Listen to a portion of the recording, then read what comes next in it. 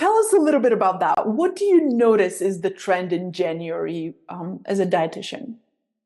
Yeah, well, like kind of like you and I talking earlier, how the trend is to kind of button up, quote unquote, and to get more uh health, I'm using a lot of air quotes, healthier with food behaviors, more with exercise. I mean, I think there's so much we're culturally just inundated with. January is a time for change, new year, new you. It's like I think people tend to feel more of that pressure.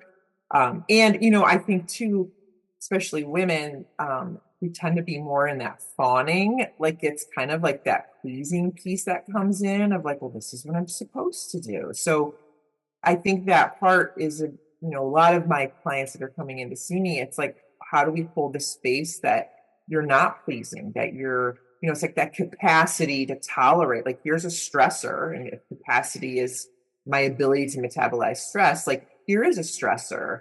And likely if we've been this chronic dieter, there's the trauma of like, I'm going to be super restrictive and then it doesn't work. And I'm rinse repeating, rinse repeating. Like, I think there's some of the trauma response that comes on during the new year.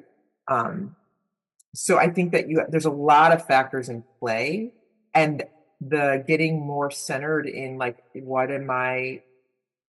how am I focusing on what's best for self, even though environment is telling me it's not, right? Like the invitation is to come in and do what's best for you versus what environment is doing. Because I think once you kind of realize how how much the environment is not good, like I think there's can be like I kind of talk about like when I was doing intuitive eating and doing all the training, like and teaching some of that to my clients, like there's a period of anger, like it's like Mm. being mad about, oh my gosh, this is everywhere, right? And so when we're coming up with New Year's, and then these people are like, why I'm not doing it anymore? Why are they still doing it? Like I think we get all these emotions that are very dysregulating to the system.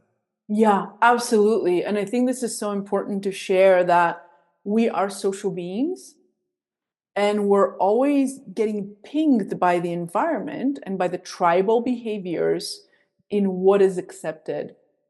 And being attuned with what's right for self requires spaciousness and requires that the system is not exhausted or hyper aroused.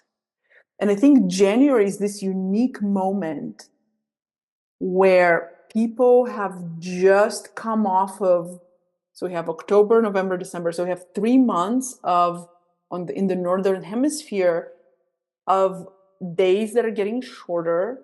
End of December is the shortest day, the longest night, and colder for most of us.